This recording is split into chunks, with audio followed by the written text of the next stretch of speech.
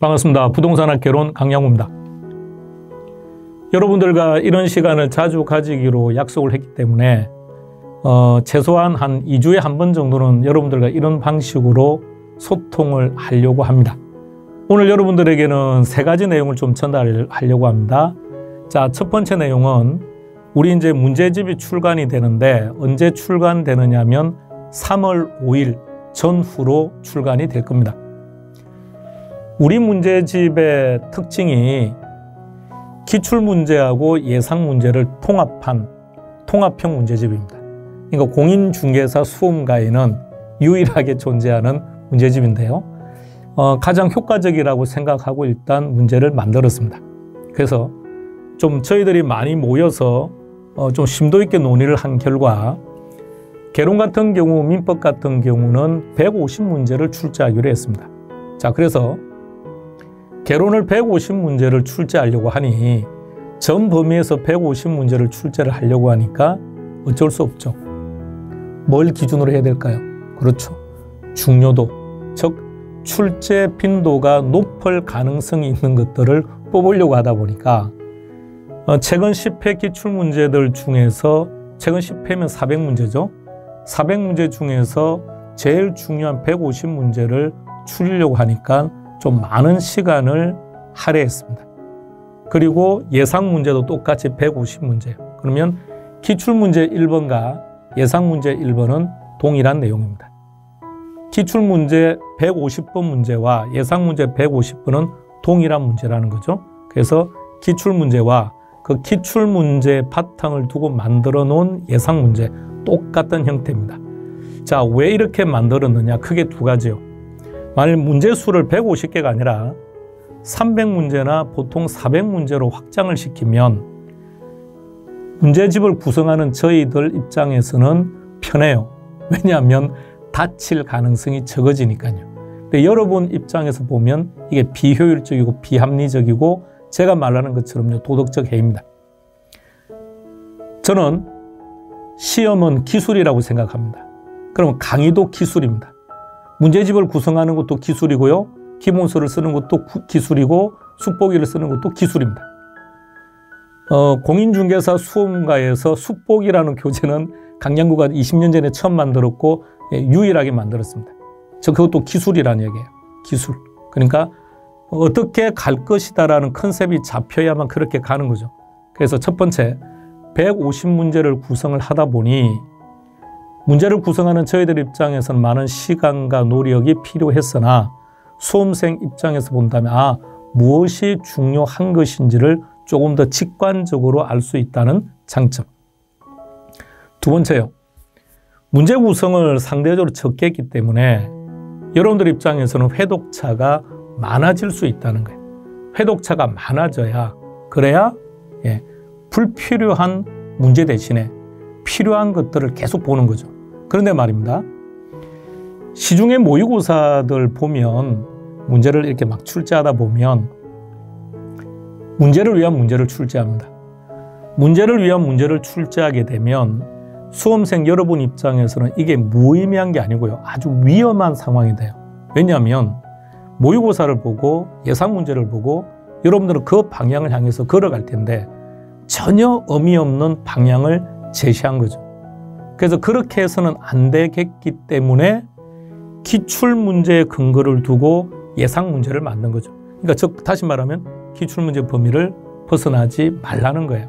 그래서 딱 그렇게 기준을 정해놓고 저희들이 출제했으며 그리고 그 방식에 따라서 여러분들에게 전달할 것이고 여러분들이 학습을 하게 되면 여러분들 또한 불필요한 문제를 안 봐도 된다는 얘기입니다.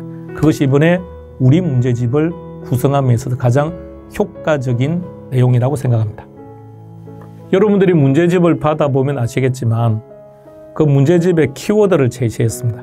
그래서 처음에 키워드를 잡는데 아주 힘들었습니다.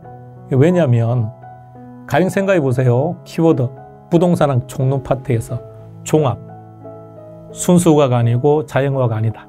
근데 이렇게 탁탁탁탁 체계를 잡아 나갈 수 있는 문제가 아니라는 거죠. 왜냐하면 5개 지문 중에는 때로는 이런 범위를 벗어나는 것도 있고 그리고 그 키워드를 근거로 해서 여러분들이 다른 문제 또한 다 접근이 가능할 수 있도록 하려고 하다 보니 만드는데 좀 많은 시간이 소요되었습니다. 그런데 만드는 과정에 그런 느낌이 탁 들더라고요. 야, 이게 결론은 포인트다. 그럼 그 키워드를 제시한 쪽을 보시면요, 문제의 방향과 키워드가 나와 있습니다. 근데 그 문제의 방향이라는 게 실은 시험 문제거든요.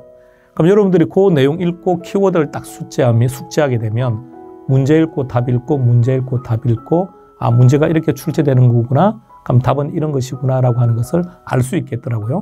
그래서 이게 반복을 하게 되면 여러분들이 답을 찾는데 상당한 기술을, 상당한 스킬을 익힐 수 있을 것 같습니다. 그래서 교재를 만드는데 많은 시간을 할애하고 심도 있게 만들었으니까 그 문제집을 좀 많이 활용해서 보시면 좋을 것 같습니다. 여러분들에게 두 번째 전달할 내용은 2월 전국 모의고사입니다. 우리가 1월달, 2월달 전국 모의고사는 하프 모의고사로 보기로 했죠. 그러니까 전반 50% 범위 내에서 40문제, 후반 50% 범위 내에서 40문제인데 문제는 말입니다. 지금 진도가 다 안 끝났거든요. 그래서 2월 말에 전 과목이 다 총강을 할 것 같아요. 그런데 2월 말에 총강을 하는데 총강도 하기 전에 여러분들이 문제를 풀면 이거 웃기죠.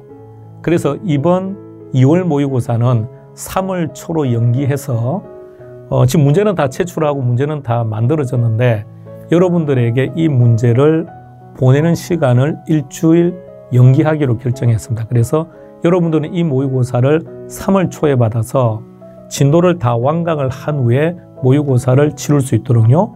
자, 그런데 여기서 두 가지를 좀 지켜줬으면 좋겠습니다. 첫 번째, 개론 과목만 놓고 보면요, 전반부에서 출제되는 내용들보다 후반부에서 출제되는 내용들이 조금 어려워요. 투자론 들어가죠. 금융 들어가고 감정평가 들어가고요. 이렇게 하다 보니까 우리가 지난 1월 달에 본 모의고사보다는 지금 2월 달에 보는 모의고사가 체감도가 더 많이 높을 거예요. 어렵다는 느낌을 들 겁니다. 자, 그런데 그거 크게 개의치 않았으면 좋겠고요. 자, 두 번째, 진도를 완강을 한 후에 모의고사를 꼭 봤으면 좋겠습니다. 그래서 우리가 3월 초로 모의고사 일정을 연기한 이유가 일단 강의가 끝나고 여러분들이 완독을 한 후에 시험을 보는 것이 그나마 효과적이라고 판단했기 때문입니다. 그리고 여러분 한 가지만 더요. 여러분들은 지금 이렇게 생각하시죠. 1월 달이다, 2월 달이다를 딱 기준을 두고 난이도를 형편없이 낮춘 게 아니고요. 9월 달에도 시험 치기 직전에도 이는 꼭 여러분들에게 필요한 자료가 되기 위해서 문제를 구성했습니다. 그러므로 현 시점에서 봤을 때는 체감하는 난이도가 상당히 높을 수도 있지만 이게 점진적으로 좋아질 것이라는 것. 그리고 여러분들에게 올바른 방향을 제시를 해야 되기 때문에 올바른 방향을 제시하려면 설령 난이도가 좀 높다고 할지라도 문제를 잘 구성해야 여러분들에게 올바른 길로 안내할 수 있기 때문에 문제를 그렇게 구성했다는 것 이해해 주시기 바랍니다. 모의고사와 관련해서 한 가지만 더 전달을 하겠습니다. 제가 여러분들에게 늘 제 나이가 29세라고 말씀을 드리고 있는데요. 공인중개사 강의를 한 횟수를 잘 생각해 보니 26년 정도가 된 것 같아요. 그러면 이제 3살 때부터 강의를 했다는 뜻일까요? 오랜 시간 동안 강의를 하다 보면 그 과정에 이제 많은 걸 경험하게 되는데요. 중개사 시험 공부를 선뜻 지원하시는 분들이 많아요. 왜냐하면 과목이 영어도 없죠, 수학도 없죠, 심지어 국어도 없죠. 그러니까 학창시절에 나를 괴롭혔던, 불편하게 만들었던 그런 과목들이 시험 과목이 없다 보니 좀 편하다고 느끼는 거예요. 그래서 시작을 했는데 하고 보니 이거 뭐 어떤 과목 하나 만만한 과목이 없죠. 그러니까 시작하다 보면 그런 힘든 과정을 경험하다 보니까 포기를 많이 합니다. 그런데 우리 시험을 시작했다가 포기하시는 분들의 공통점은요, 1회독, 2회독을 하기 전에 보통 1회독 하기 전에 상당수가 포기하고요. 2회독을 하기 전에 상당수가 포기합니다. 그럼 다시 말하면 2회독을 하고 나면 포기하시는 분은 거의 없어요. 그래서 제가 강의할 때도 어떤 형태의 강의를 하든 회독차를 좀 높여보세요 라고 말씀했던 게 그런 이유입니다. 그러니까 3회독이 진행되면 한결 편안하게 다가올 겁니다.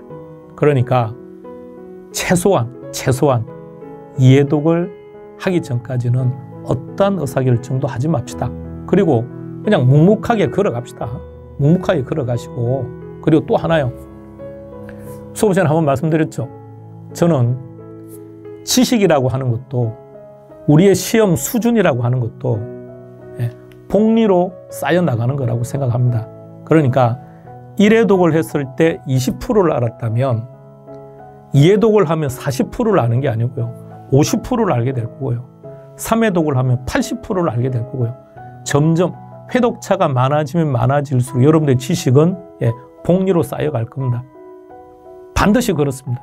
반드시. 우리 삶이 늘 그렇지 않습니까? 어디에서나. 그죠? 직장도 2년차, 3년차를 다니다 보면 훨씬 잔머리가 발전하게 되는 거죠. 그러니까 조금 힘들다고 해서 멈추지 마시고 계속해서 천천히 묵묵히 걸어 나가도록 했으면 좋겠습니다. 여러분들에게 세 번째 전달할 내용은요, 기쁜 일입니다. 저희 홈페이지에 국경 없는 의사회에 기부한다고 돼 있죠. 그래서 지난주에 스페셜 에듀 대표님과 함께 국경 없는 의사회 한국 지부를 강남에 있더라고요. 방문을 했습니다. 그분들도 놀래더라고요. 그분들이 놀래서 저희도 놀랬습니다. 그분들은 뭐 놀래냐면 연락도 없이 그냥 아무런 말도 없이 그냥 갔거든요. 그러니까 대뜸 어떻게 왔냐고 묻더라고요. 그래서 기부하려고 합니다라고 먼저 말을 했어요. 그러니까 표정이 밝아지시더니 앉으라고 하더라고요. 그래서 소파에 앉아서 대화를 조금 했어요. 그래서 저는 옆에 가만히 앉아 있었고요. 저희 스페셜 대표님이 이렇게 쭉 설명을 했습니다. 우리가 이런 일을 하고 있고 우리 수업을 듣는 분들의 수강료의 5%를 기부하기로 했기 때문에 기부를 하러 왔습니다라고요. 그렇게 했더니 이제 거기서 이제 뭐 이런저런 국경 없는 의사회에서 하는 일들을 좀 설명을 해 주시더라고요. 듣다 보니까 때로는 이제 아주 우리가 가볍게 생각하는 아주 적은 돈이 누군가에게는 목숨을 유지할 수 있는 돈이 된다는 것도 전해 듣기도 하고, 그래서 아주 짧은 시간에 한 40분 짧은 시간 앉아서 대화를 했습니다만 일단 좋은 느낌으로 전달을 하고 왔습니다. 그 기부금을 전달하는 것은 제가 전달한 게 아니고요. 스페셜 대표가 전달을 했습니다. 그런데 저는 얼마인지 몰랐죠. 그런데 이제 그 기부를 받으신 분이 확인한 후에 금액이 얼마가 입금되었습니다라고 말을 하더라고요. 근데 제가 생각했던 금액보다 금액이 좀 많더라고요. 그래서 나중에 돌아올 때 왜 금액을 그렇게 많이 기부했느냐, 이번에 하고 끝날 거 아닌데라고 했더니 여러분들하고 약속한 게 홈페이지 하단에 있답니다. 특강료 5%는 기부한다라고. 거기다가 저희들 선생님들끼리 일정한 회비를 모으는 게 있습니다. 그래서 그 회비의 일정한 부분도 같이 기부도 하고, 그래서 기부할 때는 스페셜 에듀 수험생 일동 이렇게 해서 기부를 했습니다. 마음 한켠에 순간 따뜻한 느낌을 가지고 왔습니다. 그래서 여러분들도 여러분들이 시험 준비하면서 부담했던 그 비용의 일부가 누군가의 목숨을 유지할 수 있는 그런 형태로 활용될 수 있는 일을 하신 겁니다. 좋은 일을 하신 거죠. 자, 여러분 스스로에게 우리 박수 한번 합시다. 그리고 시험 꼭 합격하셔야 됩니다. 자, 우리 또 다음 시간에 뵙겠습니다. 수고했습니다.